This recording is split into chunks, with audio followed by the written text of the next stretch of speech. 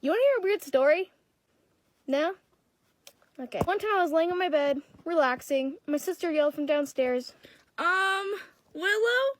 Hisoka's on our fridge. Fridge. Wait, what the? Hisoka's on our fridge. Wait, what? To this day, I still don't know who the suspect is.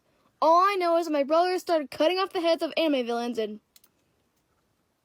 Never mind, I know who it is.